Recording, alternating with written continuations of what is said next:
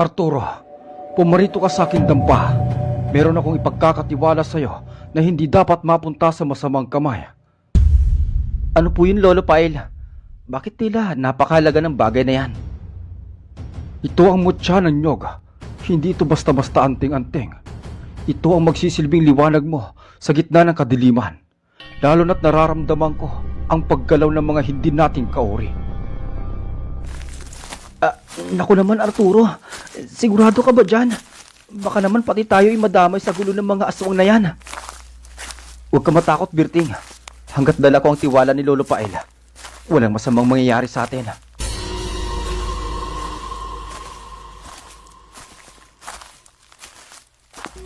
Taong 1971, sa isang liblib na baryo sa isla ng Samar. Ang paligid ay napapalibutan ng nagtataasang puno ng nyog na tila mga higanting nagbabantay sa katahimikan ng gabi. Ang simoy ng hangin ay amoy dagat at tuyong dahon. Isang tipikal na gabi sa probinsya kung saan ang tanging maririnig ay ang huni ng mga kuliglig at ang paminsan-minsang tahol ng mga aso sa malayo. Sa paanan ng isang burol, nakatira ang isang matandang lalaki na kilala ng lahat bilang si Lolo Pael. Hindi siya ordinaryong matanda. Siya ay isang ermitanyo na bihirang bumaba sa bayan, ngunit tinadayo ng mga taong may karamdaman. Marami ang naniniwala na may hawak siyang mga gamot na galing sa kalikasan at mga dasal na kayang magpaalis ng masamang espiritu. Isang hapon habang nag-aayos ng kanyang mga pananim na gulay, tinawag ni Lolo Pael ang isang binatang madalas tumulong sa kanya sa pag-iigib ng tubig at pagbibiyak ng nyog. Ito ay si Arturo. Si Arturo ay isang magsasaka na kilala sa kanyang pagiging matulungin at sa kanyang lakas na nagmumula sa pagtatrabaho sa bukid araw-araw. Arturo, maaari ka bang pumasok muna rito sa loob? Wika ni Lolo Pael habang nakasilip sa bintana ng kanyang kubo. Opo, Lolo Pael. Tatapusin ko lang tong pagtatalop ng mga nyog. Sagot ni Arturo habang mabilis na iwinawasiwas ang kanyang itak. Pagpasok ni Arturo sa loob ng kubo, napansin niyang tila may kakaibang seryoso sa mukha ng matanda. May nakapatong na maliliit na balutan sa ibabaw ng lamesang kawayan. Arturo, matagal na kitang pinagmamasdan. Nakikita ko ang busilak ng iyong puso at ang tapang na nananalaytay sa iyong mga ugat. Panahon na upang ipasa ko sa iyo ang isang bagay na matagal ko nang iniingatan. Seryosong sabi ni Lolo Paela. Binuksan ng matanda ang balutana. Doon ay nakita ni Arturo ang isang maliit na bilog at kulay puting bagay na tila isang perlas pero galing sa loob ng bunga ng nyog. Ito ang tinatawag na mutya ng nyog. Ano po to, Lolo Paela? Ngayon lang ako nakakita ng ganitong klaseng bato Tanong ni Arturo habang namamangha sa kinang nito kahit na madilim ang loob ng kubo. Iyan ay ang mutya ng nyog, Arturo. Hindi lahat ng puno ng nyog ay nagbubunga ng ganyan. Isa sa libo-libo lang ang nagkakaroon ng ganyan at kailangan ay may basbas ng kalikasan para makuha mo ito ng buo. Ipinagkakaloob ko ito sa iyo dahil alam kong darating ang panahon na kakailanganin mo ang proteksyon nito. Proteksyon po? Laban sa ano? Sa mga nilalang na hindi nakikita sa liwanag pero naggasik ng lagim sa gabi. Ang mga aswang ay nagsisimula ng magparamdam dito sa ating karatig baryo. Nararamdaman ko ang kanilang gutom. Habang nag-uusap ang dalawa, biglang dumating ang kaibigan ni Arturo na si Birting. Si Birting ay isang matabang lalaki na laging may bitbit na pagkain at hindi nawawalan ng biro sa labi. Hoy Arturo, akala ko ba magiinom tayo ng tubakin na Mang Eusebio? Kanina pa kita hinihintay sa kanto. Nang makapasok naman si Birting sa kubo, agad siyang napatigil nang makita ang kumikinang na mutya sa lamesa. Aba, ano yan Lolo Pail? Alahas ba yan? Pwede bang isang layan para pambili ng pulutan? Biro ni Berting habang pilit na sumisilip. Huwag kang magbiro, Berting. Hindi ito laruan. Ang mutyang ito ang magliligtas sa inyong dalawa kung sakaling mapadpad kayo sa kakahuyan ng hating gabi. Naku Lolo Pail, huwag niyo naman akong takutin. Alam niyo namang mabilis akong hingalin kapag tumatakbo sa takot eh. Kunin mo ito, Arturo. Itago mo sa iyong bulsa o kaya gawan mo ng kaluban na isusuot mo sa iyong leeg. Huwag na huwag mong iwawala, tandaan mo yan. Tinanggap ni Arturo ang mutya at naramdaman niya ang kakaibang init na dumadaloy sa kanyang palada. Parang may buhay ang maliit na bato. Nagpasalamat siya sa matanda bago sila nagpaalam ni Bertina upang bumaba na ng Borola. Habang naglalakad sa ilalim ng puno ng nyog patungo sa kanilang baryo, hindi mapigilan ni Bertina ang magtanong. Arturo, naniniwala ka ba talaga sa sinasabi ni Lolo Pail? Matanda na yun. Baka kung ano-ano lang ang nakikita. Kilala mo si Lolo Pail, Berting. Hindi siya nagsisinungaling. At isa pa, nararamdaman ko ang kakaibang lakas nang hawakan ko ang mutyang to. Sa bagay, marami na rin akong naririnig sa kabilang baryo, dun sa kabilang sityo. Sabi nila may mga nawawalang biik at pati na rin daw ang buntis na asawa ni Mang Tanyo. Parang lagi may naririnig sa bubong nila tuwing gabi. Kwento ni Berting na tila kinikilabutan na rin sa sarili niyang sinabi. Kaya dapat tayo mag-ingat. Hindi natin alam kung kailan sila lulubog dito sa ating lugar. Sagot ni Arturo. Nang makarating sila sa gitna ng malawak na nyugan, biglang tumahimik ang paligid. Ang mga kuliglig na kanina lang ay maingay ay tila biglang napatigil. Ang hangin kanina ay presko, naging malamig at may dalang masangsang na amoy. Amoy ng bulok na karne at malansang dugo. Arturo, naririnig mo ba yon? Bulong ni Berting habang humahawak sa braso ng kaibigan. Teka, ang alin? Tanong ni Arturo habang pilit na pinapakiramdaman ang paligid. Parang may sumusunod sa atin sa taas ng mga puno eh. Sagot ni Berting. Tumingala si Arturo at sinubukang aninagin ang mga dahon ng nyog. Dahil sa liwanag ng buwan, nakita niya ang isang anino na mabilis na lumipat mula sa isang puno patungo sa isa pa.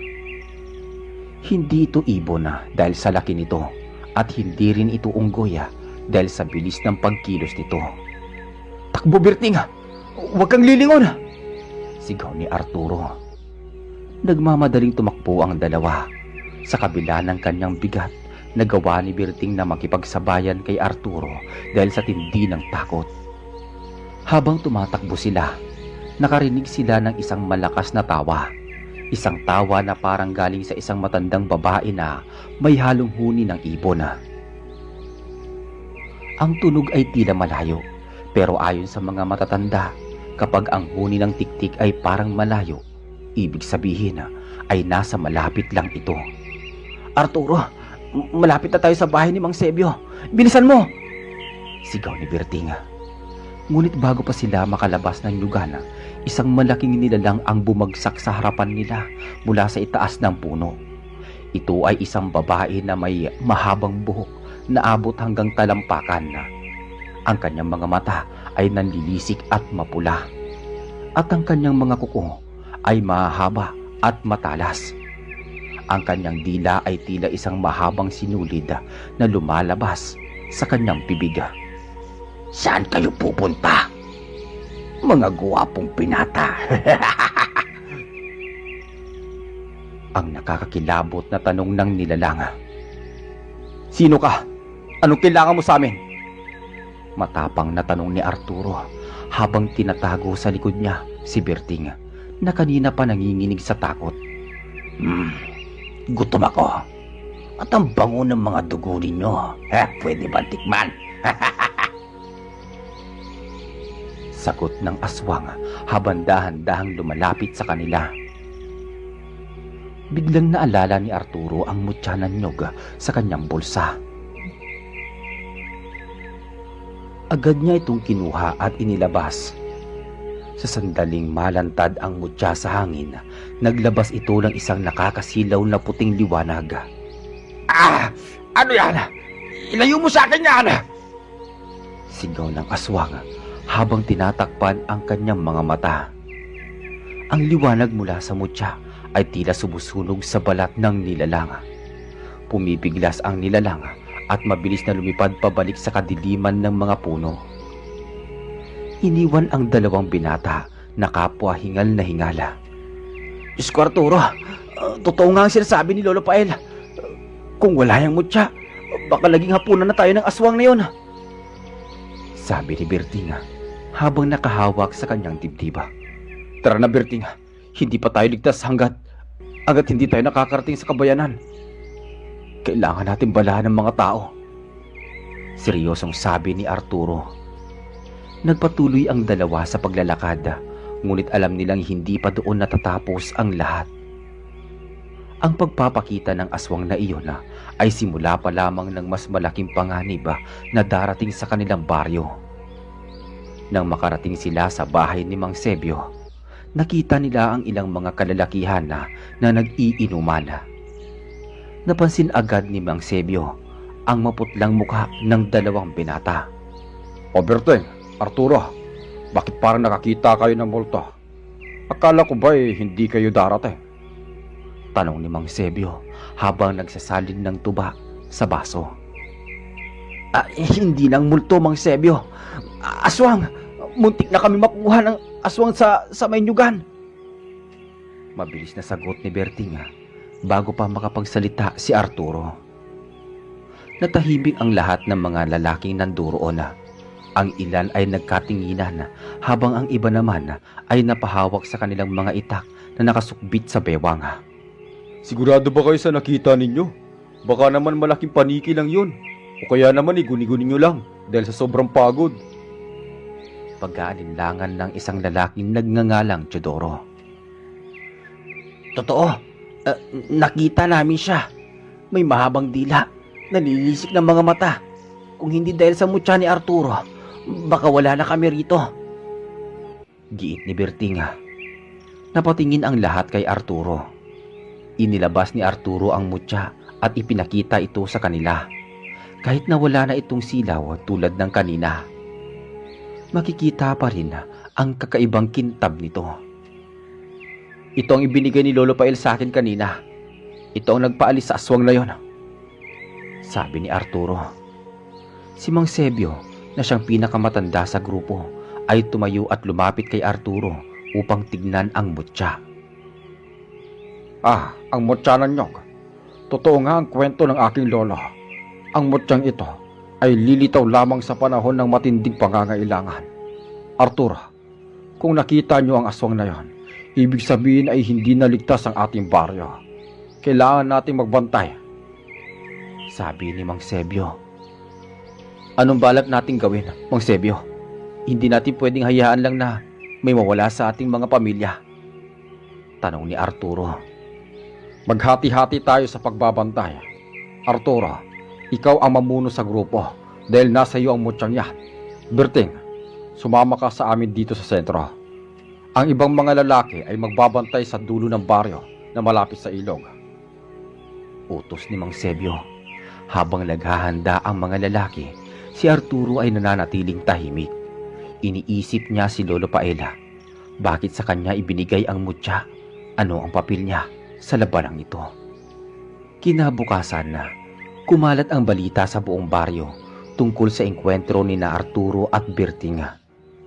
Ang mga kababaihan ay maagang nagkukulong sa loob ng bahay kasama ang kanilang mga anak. Ang mga bintana ay sinasarahan ng mahigpit ng tarangka at ang mga pinto ay nilalagyan ng mga krus na gawa sa palaspas. Samantala, pumunta si Arturo sa bahay ng isa pang kakilala, si Cafe Limona. Si Cafe Limona ay isang matandang panday na may alam din tungkol sa mga sinaunang paniniwala. Cafe Limona, maaari niyo po ba akong tulungan? Gusto ko sanang gawa ng lalagyan tong mutya upang maisuot ko ito sa aking leeg. Pakiusap ni Arturo. Tinignan ni Cafe Limon ang mutya at tumango.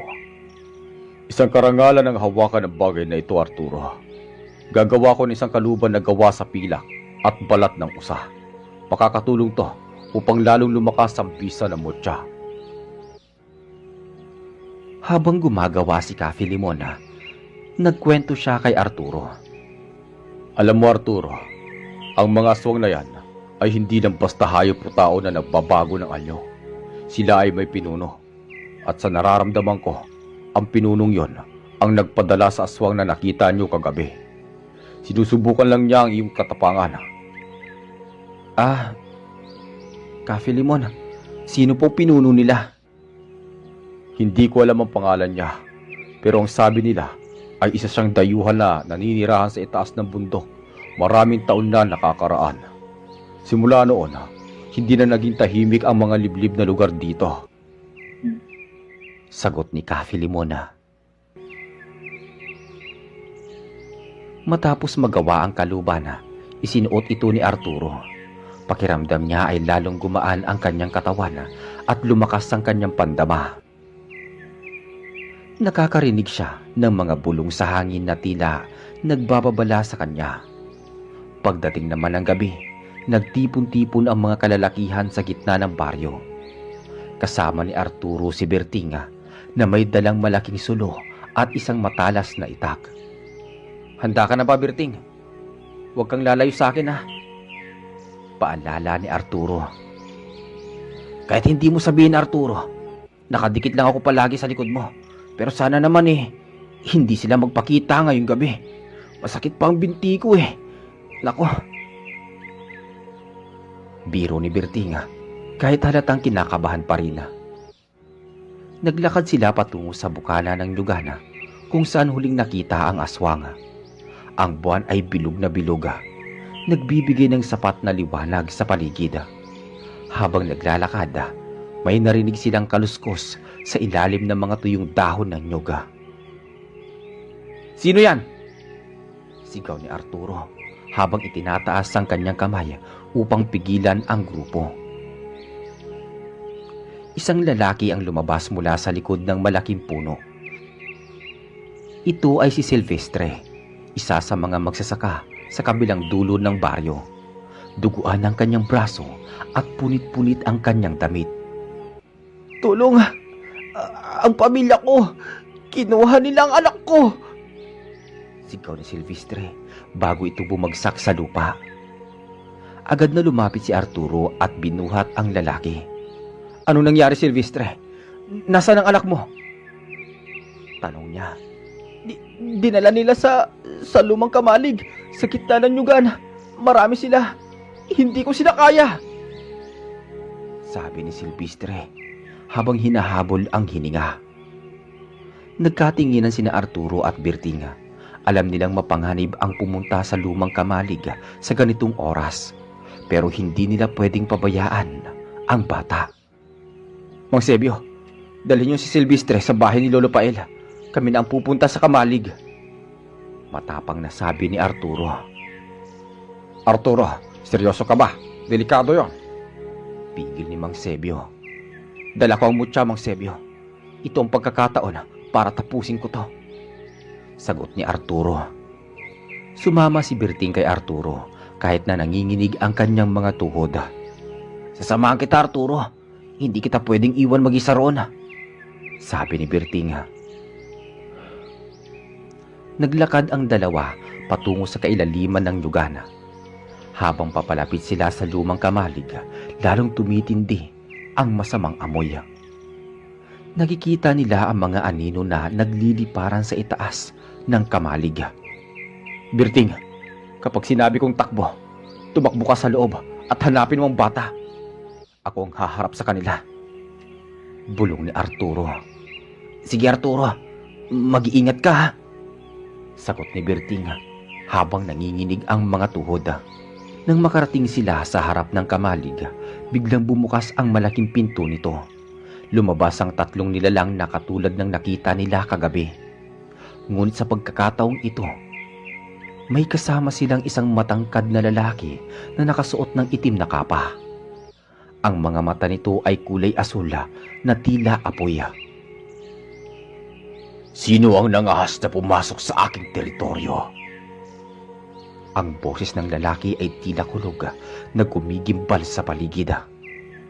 "Ako si Arturo at narito ako para bawiin ang anak ng aking kaibigan," sabi ni Arturo habang hinahawakan ang mutya sa kanyang leeg. Tumawa ang lalaking nakakapa. "Isang hamak na magsasaka na may dalang maliit na bato. Akala mo ba isapat na yan para talunin ako?" "Hindi lang ito basta bato. Ito ang mutya ng nyog na bigay ni Lolo Pael," sagot ni Arturo. Sa isang iglap, sumugod ang tatlong aswang kay Arturo. Mabilis na inilabas ni Arturo ang mutya at itinaas ito. Isang malakas na pagsabog ng liwanag ang naganap. Ang mga aswang ay napaatras at sumisigaw sa sakit.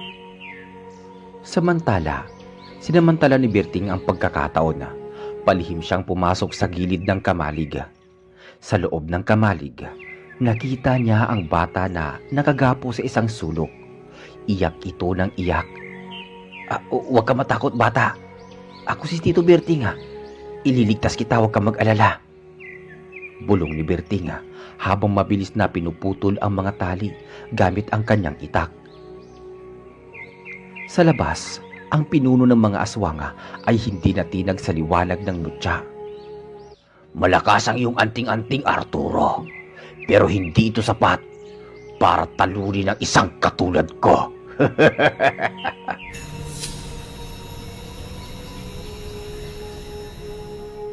Sumugod ang pinuno kay Arturo. Ang bawat suntok at sipa nito ay may kasamang itim na usok. Nahirapan si Arturo dahil mabilis ang kilos ng kalaban. Sa isang pagkakataon na natabig ng pinuno ang kamay ni Arturo kaya nalaglag ang mutya sa lupa. "Ngayon nasan na ang tapang mo?" Nakangising tanong ng nilalang habang nakahawak sa leeg ni Arturo at unti-unting itinataas ito sa hangin. Hindi makahinga si Arturo. Sinusubukan niyang abutin ang mutya sa lupa pero malayo ito. Nakita niyang papalapit na rin ang ibang mga aswang kay Berting. Nakalalabas lang ng kamalig, bitbit ang bata. "Arturo! Tulungan mo kami!" sigaw ni Berting. Sa gitna ng panganib, biglang may narinig na boses si Arturo sa loob ng kanyang isip. Boses ito ni Lolo Paela na nagsasabi nga, "Arturo, ang tunay na lakas ng mutya ay hindi nanggagaling sa bato, kundi sa iyong puso. Gamitin mo ang iyong pananampalataya at pagmamahal sa iyong kapwa upang magningning ang liwanag nito." Pumikit si Arturo at nagdasal ng taimtim. Sa kanyang isipan, inalay niya ang kanyang buhay para sa kaligtasan ng bata at ng kanyang kaibigan. Maya-maya, biglang ang mutya sa lupa ay lalong nagliwanag. Mas matindi kaysa kanina. Ang liwanag ay naging kulay ginto. Kusa itong lumipad pabalik sa kamay ni Arturo. Nang mahawakan na ito, naramdaman ni Arturo ang isang napakalakas na enerhiya. Sa isang iglap, nagawa niyang makawala sa pagkakasakal ng nilalang. "Ito na ang katapusan mo!" sigaw ni Arturo. Itinutok niya ang mutya sa pinuno ng mga aswang. Isang diretsyong tama ng gintong liwanag ang tumama sa dibdib ng nilalang. Sumigaw ito ng napakalakas hanggang sa maging abo ang buong katawan nito. Ang ibang mga aswang nang makitang wala na ang kanilang pinuno ay mabilis na nagtatatakbo at naglaho sa kadiliman. Napaupo si Arturo sa lupa, hingal na hingal. Agad siyang nilapitan ni Berting, bitbitang bata. "Arturo, ayos ka lang ba? Ang galing mo ha. Talagang naging abo yung dambuhalang yun." Bulalas ni Berting habang pilit na pinapakalma ang bata. Ayos lang ako, Berting. Ang mahalaga iligtas kayo. Sagot ni Arturo habang tinitignan ang mutya na ngayon ay bumalik na sa dating kintaba.